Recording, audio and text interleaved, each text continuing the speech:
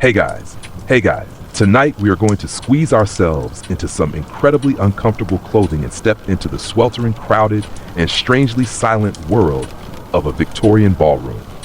We're going to look at something you might think is just a pretty accessory, the hand fan, and discover why it was basically the text messaging system of the 19th century. Honestly, with the amount of unspoken social rules, heavy fabrics, and lack of oxygen in these rooms, you probably wouldn't survive 10 minutes without passing out or accidentally insulting a duke. So, before you get comfortable and let the weight of the day slide off your shoulders, take a moment to like the video and subscribe, but only if you genuinely enjoy what I do here. It really helps the channel drift along. Also, let me know down in the comments where you're listening from and what time it is in your part of the world. I love picturing these stories playing out in bedrooms from Hanoi to Helsinki. Now, dim the lights. Maybe turn on a fan for that soft background hum, which is actually very thematic for tonight. And let's ease into tonight's journey together. You are standing at the edge of a vast polished floor, and the first thing you notice isn't the glamour, it's the heat. It is a thick, physical weight pressing against your skin. We often romanticize these Victorian balls as airy fairy tale events, but you have to remember that air conditioning is still about a century away. Instead, you have hundreds of people crammed into a space designed for half that number, all of them encased in layers of wool, silk, velvet, and whalebone. You can feel a bead of sweat slowly making its way down your back, tracing the line of your spine, but there is absolutely nothing you can do about it, because you are currently strapped into a corset that is doing its best to introduce your rib cage to your hip bones. The room is illuminated not by the cool, steady glow of LEDs, but by hundreds of gas lamps and beeswax candles. High above you, the massive crystal chandeliers are beautiful, yes, shimmering like frozen waterfalls, but they are also giant heat sources. Gas lighting was a revolutionary technology, but it had a nasty habit of eating up all the oxygen in the room and replacing it with a dry, sulfurous heat. So, as you take a shallow breath, because a deep breath is physically impossible in your current outfit, you taste the air more than you breathe it. It tastes of burning wax, coal smoke, stale lavender water, and the distinct metallic tang of human exhaustion masked by heavy floral perfumes. You try to move, to navigate through the crowd, but you are navigating a minefield. If you are a lady, you are wearing a crinoline, a cage of steel hoops under your skirt that makes you about as wide as a small car. Every step requires a mental calculation of physics and geometry. If you turn too quickly, your skirt swings out and knocks over a priceless vase, or worse, a priceless elderly countess. If you step backward, you might trap a small dog or a gentleman's ankle under your hem. You feel trapped, encased in a beautiful silk prison. The noise is a low, constant roar. It's not loud music. The orchestra is playing a polite waltz in the corner, but the sound of hundreds of conversations happening at once, the rustling of acres of stiff fabric, and the endless clack, clack, clack of shoes on parquet flooring. It is in this environment, this hot, loud, oxygen-deprived aquarium of social anxiety, that you realize you need a weapon. You need a shield. You need something to create a barrier between you and the overwhelming sensory overload of the room. You look down at your hands. They feel empty, awkward. You don't know what to do with them. In the 21st century, you would pull out your smartphone to look busy, to avoid eye contact, to signal that you are occupied. But here, you have nothing. You are exposed. This is the reality of the season in London. It wasn't just a party. It was a marketplace, a high-stakes interview process where your future, your marriage prospects, and your family's financial stability were all on the line. All happening while you were slowly dehydrating. Historians still debate exactly how many fainting spells reported in Victorian literature were actually due to the tight corsets, and how many were simply due to the toxic combination of carbon monoxide from the gas lamps and the arsenic that was often used to dye the green wallpapers of the time. It's entirely possible that half the people swooning on the chaise lounges weren't overwhelmed by emotion. They were just slowly being poisoned by the interior decor. You look around and notice that almost every woman in the room is holding something. It's a small, crescent-shaped object, fluttering like the wing of a nervous moth. A fan. But they aren't just using it to cool down. Watch closely. Over by the punch bowl, a young woman snaps her fan shut with a sharp crack. The man talking to her immediately stops mid-sentence and backs away. Across the room, an older matron taps her fan slowly against her chin, her eyes scanning the crowd like a hawk spotting a field mouse. She isn't cooling herself. She is thinking, calculating, judging. And near the balcony doors, a girl peeking over the rim of a black lace fan sends a glance toward a gentleman that is so intense it could probably melt the wax on the chandeliers. You realize that in this stifling atmosphere, where saying the wrong thing could ruin your reputation, the ability to communicate without speaking is a superpower. You are trapped in a society that values silence and decorum above all else for women, yet you have thoughts, desires, and frustrations that need to get out. The air is thick with things unsaid.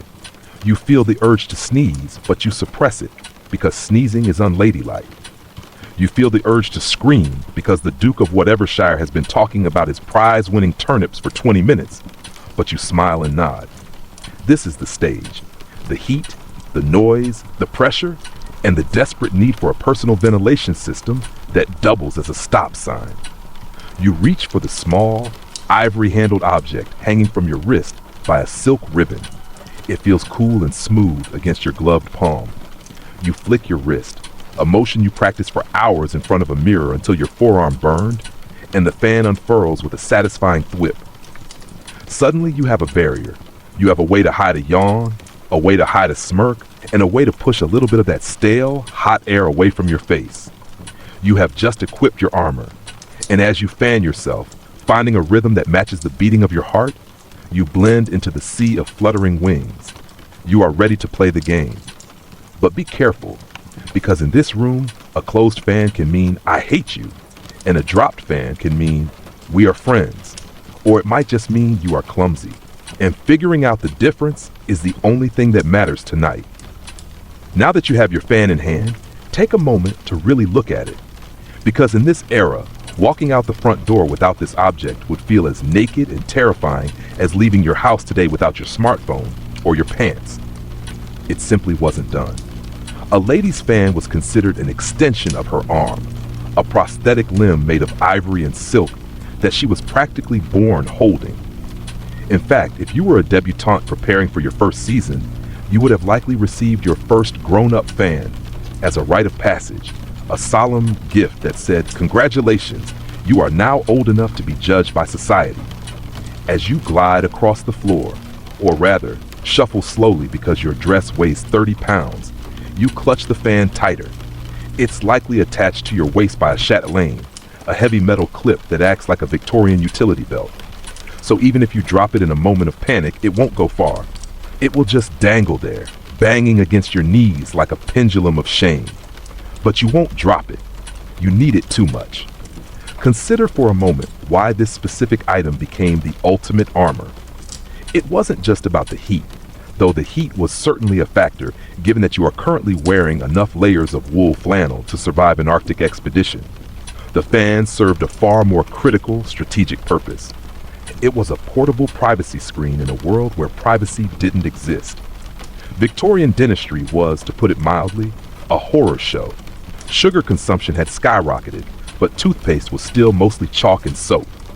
So if you had a slightly gray tooth or a gap, or if you simply hadn't smiled in a while because your gums hurt, the fan was your best friend. You could hold it gracefully over the lower half of your face, looking mysterious and demure, while effectively hiding the fact that you really need to see a dentist. And let's not forget the blushing. In the 19th century, a blush was seen as a sign of innocence, but too much blushing, or blushing at the wrong remark, could be disastrous. If a gentleman made a slightly scandalous comment about, say, ankles, and your face turned the color of a beetroot, everyone would know you understood the joke. That would be improper. So, up goes the fan. A quick flick of the wrist, a spread of painted silk, and suddenly your reaction is hidden behind a pastoral scene of shepherds and shepherdesses frolicking on a hill. You are safe behind a wall of mother of pearl. You run your thumb over the ribs of the fan. They are likely made of ivory imported from the colonies, or perhaps tortoiseshell, carved with a precision that is almost headache-inducing to look at too closely. The leaf, the fabric part, is probably silk or fine kid skin, hand-painted by an artist who spent weeks squinting at this tiny canvas. It smells faintly of the sandalwood box it was stored in, a dry, dusty, woody scent that mixes with the aroma of your gloves. This object is heavy, substantial. It's not a cheap plastic trinket from a souvenir shop. It has weight, and that weight is reassuring. It gives your hands a job. In a social environment where standing still with your arms at your sides makes you look like a toy soldier, the fan allows you to perform a constant, low-stakes activity. You open it, you close it. You trace the edge. You tap it against your palm. Tap, tap, tap. It's the original fidget spinner. It absorbs your nervous energy. Historians have analyzed portraits from this era and noticed that the hands holding fans are rarely relaxed. They are gripping, posing, tense with the effort of maintaining perfect composure. But there is a danger here too. Because this item is so essential, so visible, it becomes a part of your identity. If your fan is cheap, you look cheap. If your fan is tattered, you look messy. And if you use it clumsily, if you flap it around like you're trying to swat a fly instead of gently moving the air, you look unrefined. You have to move it from the wrist, not the elbow. It must be a subtle, rhythmic motion, barely disturbing the curls on your forehead. You practice this motion until it becomes muscle memory, a subconscious tick. Even now, as you stand near a potted palm tree pretending to admire the foliage, your hand is moving in a steady, hypnotic arc. Open, wave, wave, close. It is the heartbeat of the ballroom. And little do you know, that simple rhythm is about to become a language of its own. Because across the room, someone is watching that fan, and they think you just told them you are engaged. But are you? Or were you just trying to cool down your neck? This is where the trouble begins. Now that you are armed with your fan and standing on the edge of the dance floor, we need to address the elephant in the room, or rather, the unspoken code swirling through the air. You have probably heard that there was a strict universal language of the fan, a precise dictionary of gestures that every single person in the 19th century understood perfectly. We like to imagine that a ballroom was like a silent stock exchange floor, with women signaling complex sentences like, "Meet me in the garden at midnight, but bring a jacket because it's chilly," just by twitching a painted stick. But here is the slightly boring, slightly hilarious reality. It wasn't quite that organized. If you are currently panicking because you can't remember if twirling the fan in your left hand means "we are watched" or "I want some cake," do not worry. Most of the people in this room don't know either. The idea that everyone spoke fan is one of those romantic myths that grew larger over time. In reality, the language of the fan was less like a rigid military code like semaphore, and more like a trendy, confusing slang that teenagers use today. You know how new slang words pop up on the internet, and half the population uses them incorrectly while the other half has no idea what they mean? That was the fan language. It was a game. A flirtatious, high-stakes game of charades played by people who were sleep-deprived and wearing too many clothes. Imagine the chaos. You might intend to signal, "I wish to get rid of you," by touching the tip of the fan with your finger. But the gentleman across from you, who perhaps bought a different etiquette book or just isn't very bright, thinks you are signaling, "I long for your company." He steps closer. You panic. You fan faster, which he interprets as excitement. Suddenly, you are engaged to be married, all because you had an itchy finger. Historians and sociologists suggest that while there were definitely commonly understood gestures, like the angry snap of a fan closing, which is universally recognized as "go away," the complex sentences were often more of a marketing gimmick than a daily reality. It was a way to add mystery and drama to an otherwise rigid social life. It gave young people something to talk about, a secret code to practice with their friends in the parlor, giggling over the possibilities. So, as you stand there, don't feel pressured to memorize 100 different signals right this second. The most important thing to realize is that the fan was primarily a tool for ambiguity. It allowed you to be vague. In a world where being direct was considered rude, the fan gave you the plausible deniability to say, "Oh, I wasn't signaling my undying love, sir. I was simply checking the hinge." It was a safety net. It allowed you to flirt with danger without actually stepping off the cliff. But as we are about to discover, there was one man, a very clever French marketing genius, who decided that this confusion was bad for business, and he set out to write the rules that would change everything. Now, let's step away from the chaotic, sweaty dance floor for a moment and travel in our minds to a much quieter, more organized place, a high-end boutique in Paris, specifically at 15 Rue de la Paix. It is here that we meet the architect of our confusion, a man named Jean-Pierre Duvelleroy. If the Victorian ballroom was the internet, Duvelleroy was the man laying the fiber optic cables. He wasn't just a fan maker. He was a visionary of accessories, the Steve Jobs of the 19th century luxury market. Imagine holding a fan box from his shop. It is substantial, covered in satin or perhaps a rich dark velvet. When you open it, there is that distinct sound of suction, a soft fuft as the lid lifts. Inside, resting on a bed of white silk, is the fan. But underneath the fan, tucked discreetly into the lining, is a small, unassuming pamphlet. This tiny booklet was Duvelleroy's masterstroke. It was titled, quite simply, The Language of the Fan. You see, by the mid-19th century, the fan market was becoming a little saturated. Every lady had a fan. Most had 2 or 3. Duvelleroy needed a way to make fans not just useful, but essential. He needed to create a problem that only his product could solve. And so he invented, or at least heavily codified, this silent language. He took the vague, flirtatious gestures that had existed for centuries and turned them into a rigid dictionary. He printed these pamphlets and included them with his most expensive fans. Suddenly, owning a Duvelleroy fan wasn't just about cooling yourself. It was about buying a Rosetta Stone for social interaction. It was a brilliant marketing ploy. It added a layer of intellectual depth to a fashion accessory. It gave young women a reason to study their fans, to practice with them, to treat them as vital communication devices rather than just pretty sticks. As you look at your own fan now, trace the gold stamp of the maker on the guard stick. Think about the cleverness of it. He convinced an entire generation of European women that they needed to memorize a code to talk to men, thereby ensuring that they would never, ever leave the house without his product. It is a comforting thought, in a way, to realize that even in the romantic, candlelit past, people were just being manipulated by very smart advertising. The fan in your hand is beautiful, yes, with its mother-of-pearl ribs and hand-painted roses, but it is also a monument to 19th century capitalism. It is a tool designed to create anxiety. Do I know the code? And then sell you the cure. Let's get down to the mechanics. We will start with the absolute basics, the binary code of the Victorian era. Yes and no. You might think this is simple, but remember, you are doing this while wearing gloves, holding a dance card, and trying not to trip over a train of fabric. Precision is key.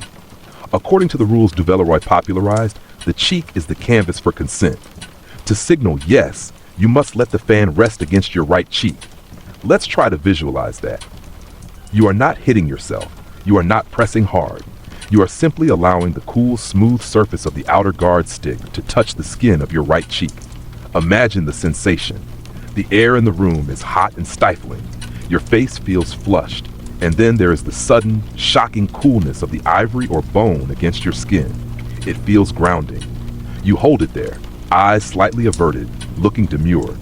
Yes, it is a passive gesture, a gesture of submission and agreement. You are literally leaning into the object.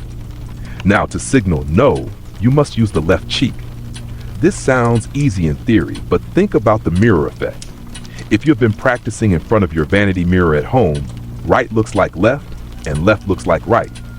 In the heat of the moment, with a gentleman staring at you expectantly, the mental gymnastics required to remember which cheek is which can be paralyzing. There are stories, perhaps apocryphal, perhaps real, of nervous debutantes frantically tapping both cheeks, sending mixed signals that must have looked like they were trying to slap a mosquito rather than decline a marriage proposal. The difference between a life of happiness and a life of regret could literally come down to a few inches of facial geography. And notice the speed. The instructions don't specify speed, but context implies it. A slow placement on the right cheek suggests a thoughtful yes. A quick, sharp tap on the left cheek suggests a definitive, annoyed no. You are essentially speaking sign language with a prop. The fan becomes a barrier, a wall. By placing it against your cheek, you are physically blocking a part of your face. You are hiding. It is a language of concealment as much as it is of expression. Feel the weight of the fan in your hand again. It is balanced, ready. Right cheek for accept, left cheek for reject. A simple toggle switch for your entire destiny. But what do you do when the person standing in front of you is not the love of your life, but rather a mistake? Perhaps it is a gentleman whose conversation is as dry as the toast you had for breakfast. Maybe he has spent the last 20 minutes explaining, in excruciating detail, the difference between various types of soil found in Derbyshire. Or perhaps, tragically, he simply has an unfortunate odor, a mix of stale tobacco, damp wool, and too much macassar oil in his hair. In the modern world, you would fake a phone call. You would say, "Oh, excuse me, I think my cat is texting me," and you would walk away. But here in the suffocating politeness of the 19th century, you cannot leave. Leaving would be rude. Leaving would cause a scene, and a lady never causes a scene. You are trapped in a cage of etiquette, so you must use the fan to construct a polite, silent electric fence. The Duvelleroy manual offers several specific maneuvers for the unwanted suitor, ranging from the subtle to the brutally direct. Let's start with the twirl. The code says, twirling the fan in the left hand means we are watched. This is a brilliant piece of psychological warfare. Imagine the scene. The boring gentleman is leaning in, about to tell you another anecdote about his coin collection. You look him in the eye, keep your expression perfectly blank, and start twirling the fan in your left hand. Spin, spin, spin. The message you are sending is, I might like you, but look around. The chaperones are watching. My mother is watching. Society is watching. You better back off. It makes him paranoid. It makes him uncomfortable. He starts looking over his shoulder, sweating a little more in his high collar.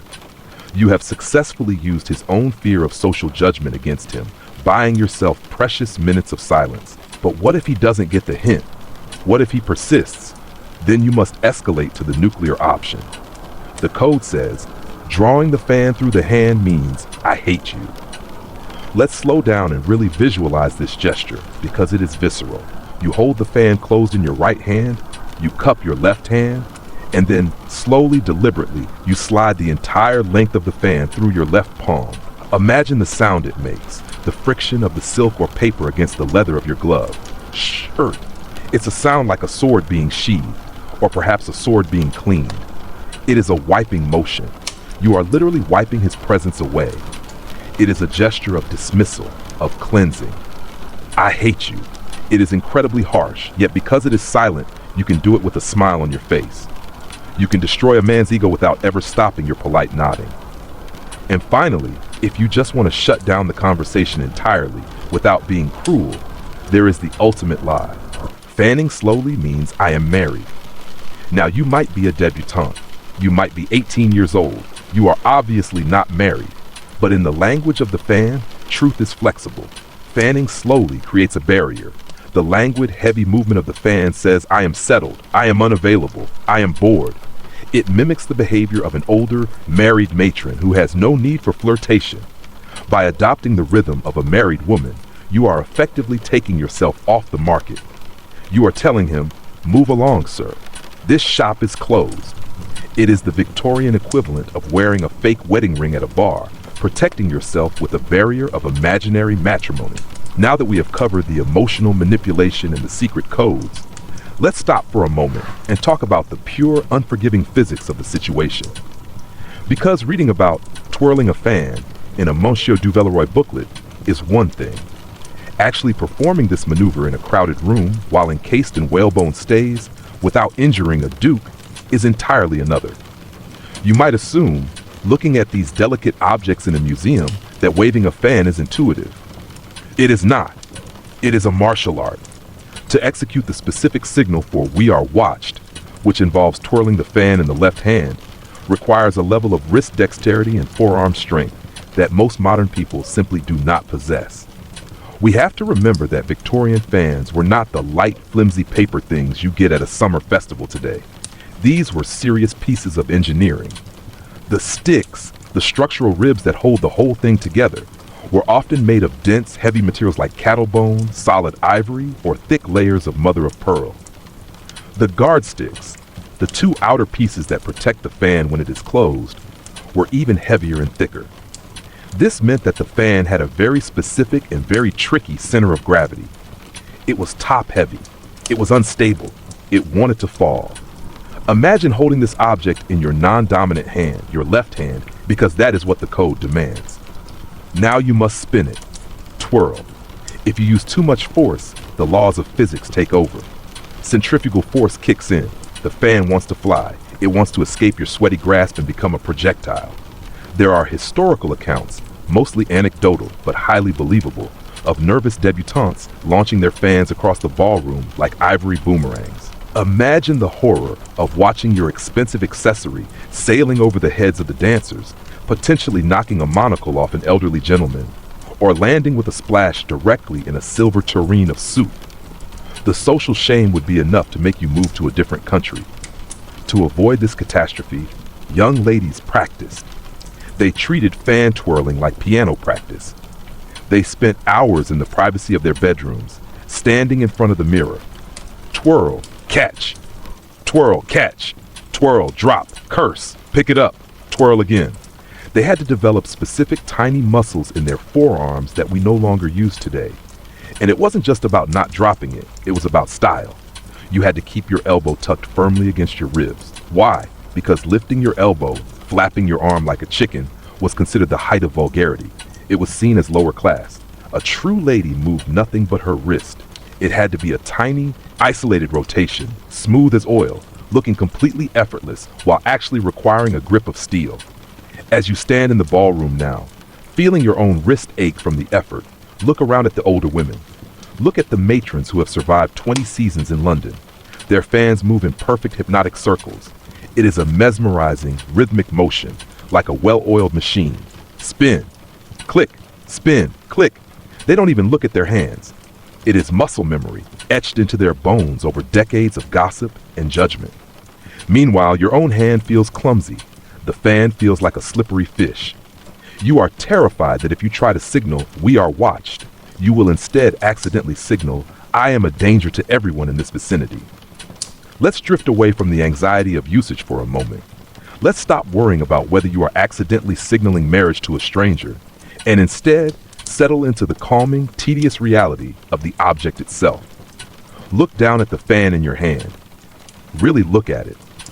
Because this isn't just a fashion accessory. It is a geography lesson.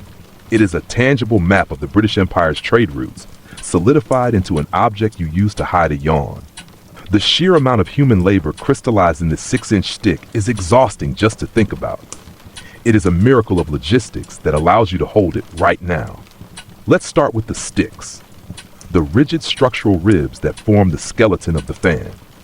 If your fan is a pearlescent white that shimmers in the candlelight, those sticks are made of mother of pearl. That material began its life as the humble shell of a gold-lipped oyster, sitting quietly in the mud at the bottom of the Pacific Ocean, perhaps off the coast of Australia or the Philippines. It was harvested by divers holding their breath, cleaned, packed into heavy wooden crates, and shipped thousands of miles on a slow, rocking boat to a noisy workshop in London or Paris. There, a craftsman sat in a dusty room for 12 hours a day, breathing in the fine, chalky dust of the shell as he cut it. He didn't just cut it, he carved it. Look closely at the sticks. They are likely pierced, which means they are filled with tiny, lace-like holes. Someone had to drill those holes. Someone had to file those edges until they were smooth as glass. One slip of the hand, one moment of distraction, and the shell would crack, instantly ruining a week's worth of work. It is a high-stress material for a low-stress purpose. Or perhaps your fan is made of vellum. This sounds elegant, but let's be honest about what it is. Calf skin. Specifically the skin of a very young calf, treated and stretched until it is paper thin. It is incredibly soft, almost translucent, and it holds paint beautifully. This brings us to the leaf, the fabric part of the fan. Who painted this leaf? It wasn't a famous artist whose name you would see in the Louvre. It was likely an artisan in a crowded studio whose entire career consisted of painting incredibly generic, boring scenes on fans. Look at the picture on yours. What is it? A pastoral picnic? A shepherdess sitting on a rock with a very clean sheep? A group of chubby cherubs floating on a cloud that looks like whipped cream? Why were the scenes so boring? Why not paint a battle or a storm or something exciting? Because a fan had to be neutral. It had to be socially safe. You couldn't walk around a ballroom with a painting of a political revolution or a gruesome murder on your accessory. It had to be pleasant. It had to be nice. So, these artists spent their lives painting the same sheep, the same clouds, the same idealized trees, over and over again, thousands of times. They strained their eyes under dim candlelight to paint the tiny buckles on the tiny shoes of a tiny shepherdess. When you hold a Victorian fan, you are holding a global supply chain. You are holding the dust of the ocean, the silk of the East, the skin of livestock, and the failing eyesight of a French painter. All of this effort, all of this suffering and complex logistics, just so you can have something to fiddle with while you wait for someone to ask you to dance. It is the ultimate definition of luxury. Immense global effort for a completely trivial purpose. And as you run your thumb over the smooth ridges of the mother of pearl, you can almost feel the weight of all that travel and work resting heavily in your palm. Let's shift our attention from the tactile to the auditory. Close your eyes for a moment. Well, keep them open to read this, but imagine closing them and listen to the soundscape of the ballroom. Beneath the string quartet sawing away at a Strauss waltz, and beneath the low, oceanic murmur of hundreds of polite conversations, there is a percussion section that no one acknowledges. It is the snap.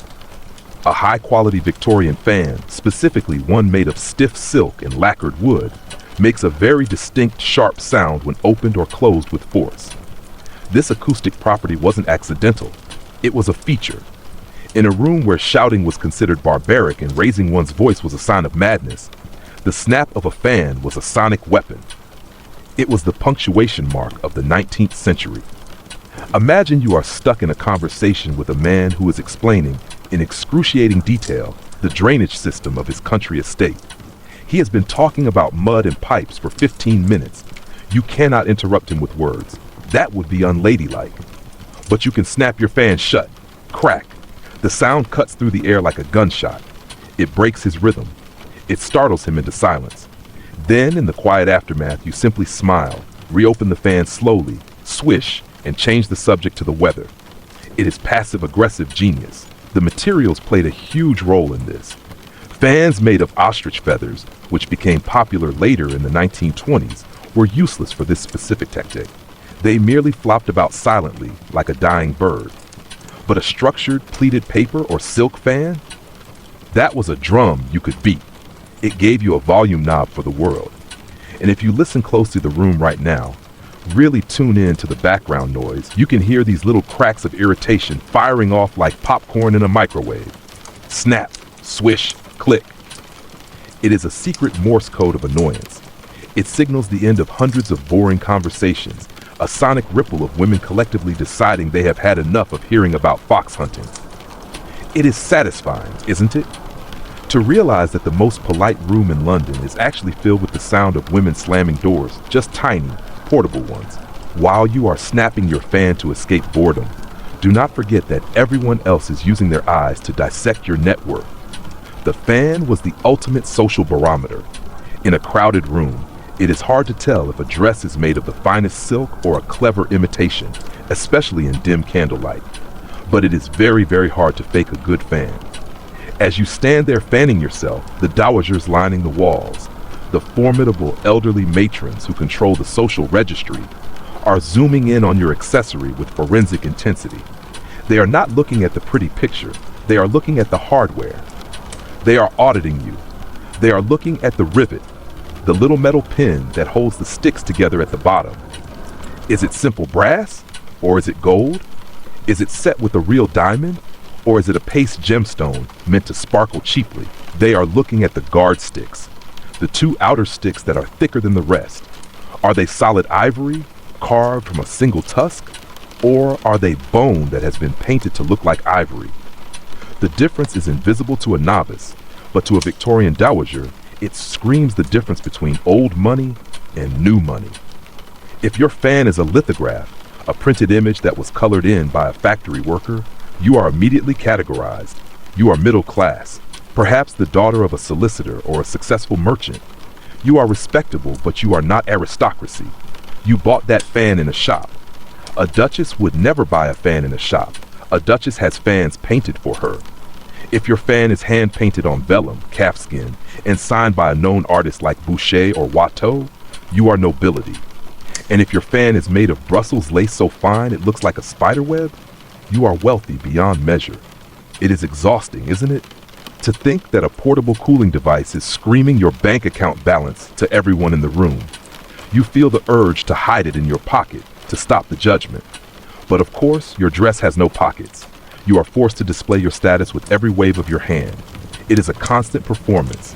Even the way you hold it matters. Hold it too tightly, and you look anxious. Hold it too loosely, and you look careless. You must find the perfect, bored, elegant grip that says, I am wealthy enough not to care about this fan, but well-bred enough to hold it correctly. We must spare a thought for the silent victims of this complex language, the men. Imagine for a moment that you are a young gentleman in 1860. You have been sent to the best schools. You have been trained in Latin, Greek, mathematics, horse riding, and how to properly shoot a pheasant. But nowhere in your expensive education did anyone teach you how to read fan. You walk into a ballroom, terrified. You approach a young lady you admire. She looks at you, says nothing, and places her fan on her left ear. Panic sets in. What does that mean? Does it mean, do not betray our secret? Does it mean you have a bug on your ear? Or perhaps she is just scratching an itch? You stand there, freezing in your stiff collar, trying to remember the chart you glanced at in a shop window 3 weeks ago. If you guess wrong, you might accidentally insult her family. If you guess right, you might be engaged. It is a high-stakes gamble with very poor odds. There are hilarious diary entries and letters from men of this era complaining about the confusion. One gentleman wrote about a girl who dropped her fan in front of him. According to the popular rules of the time, picking up a dropped fan meant I am yours. But what if she just dropped it because her gloves were slippery? The young man is faced with a terrifying dilemma. Does he pick it up and accidentally propose marriage? Or does he leave it on the floor and look like an unchivalrous brute? The anxiety was palpable. The ballroom wasn't just a party. It was a minefield where one wrong interpretation could lead to a duel or a wedding. And it is hard to say which was the more terrifying prospect for a 20-year-old bachelor who just wanted a glass of punch. This confusion wasn't helped by the fact that women often changed the rules to suit themselves. If a man they liked misunderstood a signal, they would giggle and correct him. If a man they disliked misunderstood a signal, they would claim he was being presumptuous and storm off. The fan was a tool that was rigged in favor of the operator, leaving the observer constantly off balance, sweating under the gaslights, wondering if a simple wave of a hand was a greeting or a goodbye.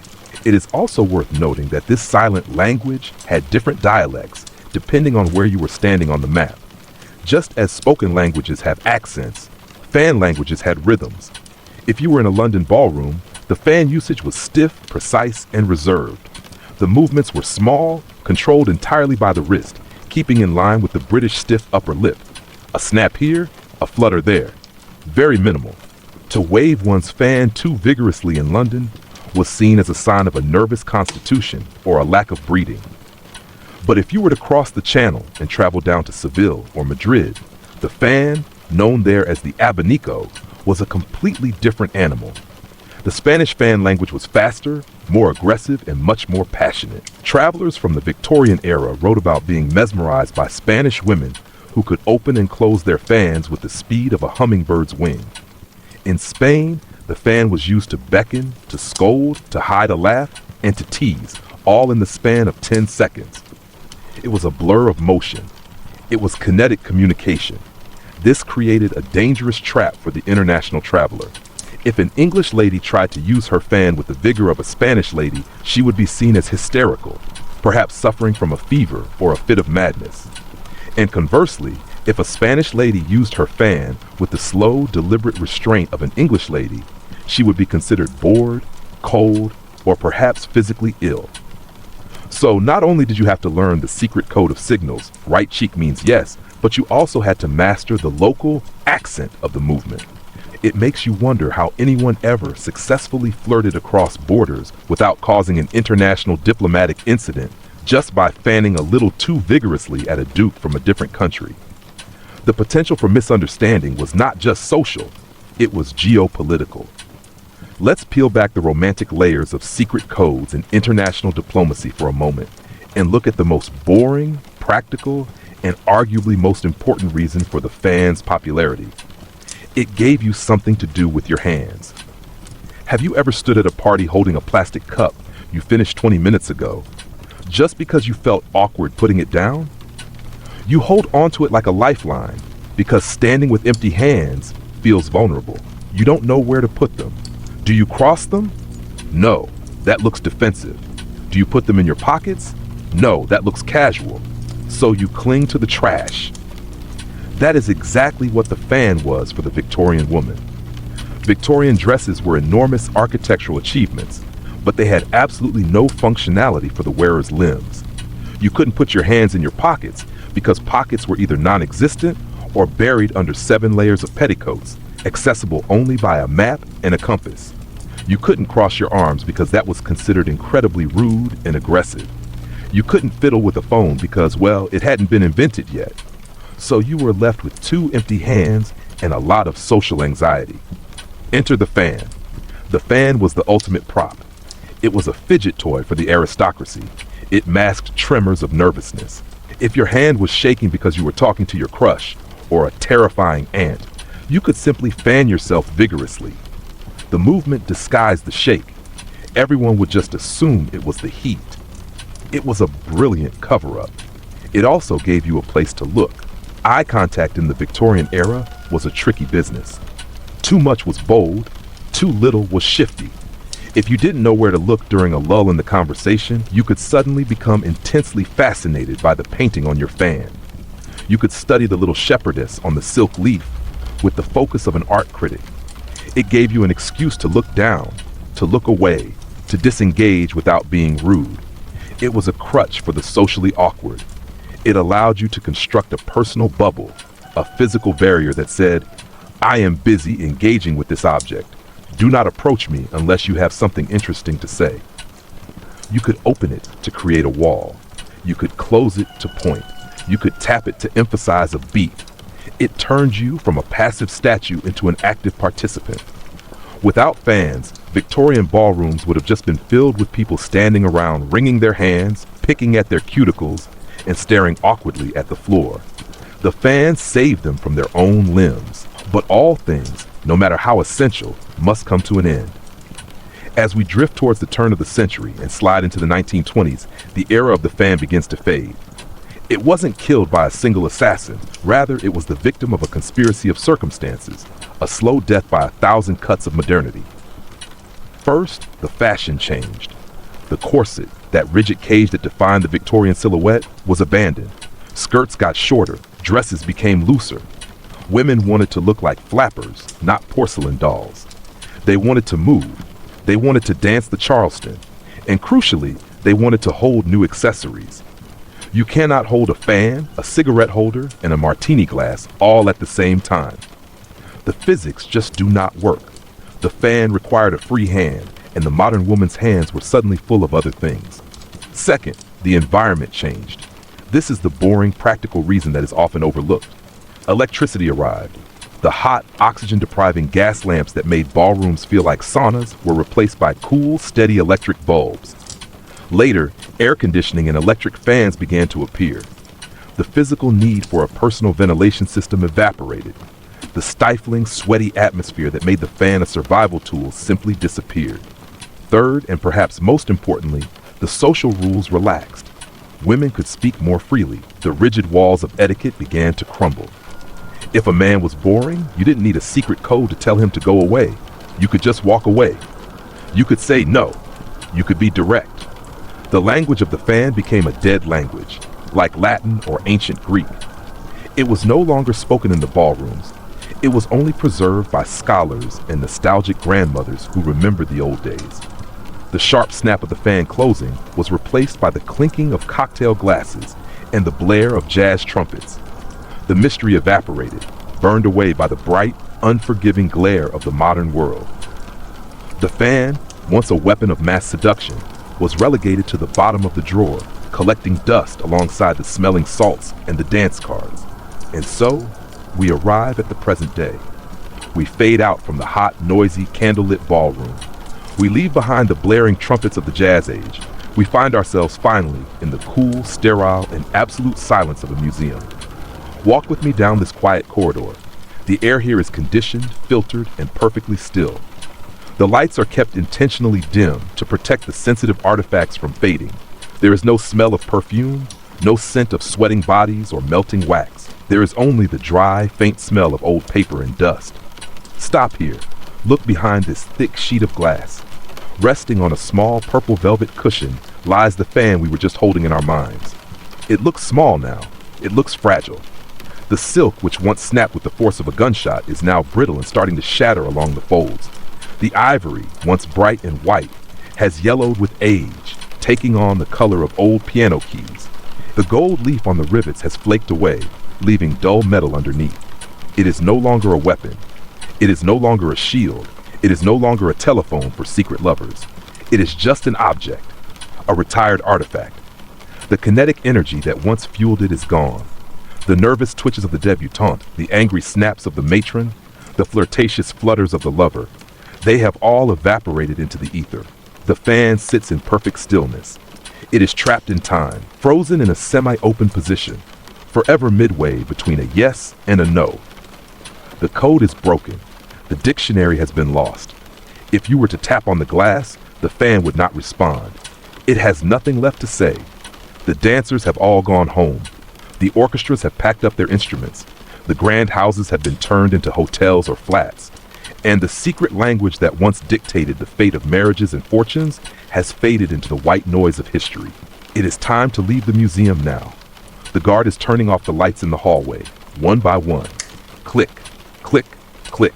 The shadows are lengthening. The room is getting darker. You are feeling heavy now. Your eyes are tired from reading the tiny painted details. Your hands are relaxed, no longer needing to hold anything, no longer needing to signal anything to anyone. You are safe. You are quiet. You are alone in the best possible way. The fan is closed. The story is done. The history is resting, and now so are you. Good night. End of script. Sweet dreams.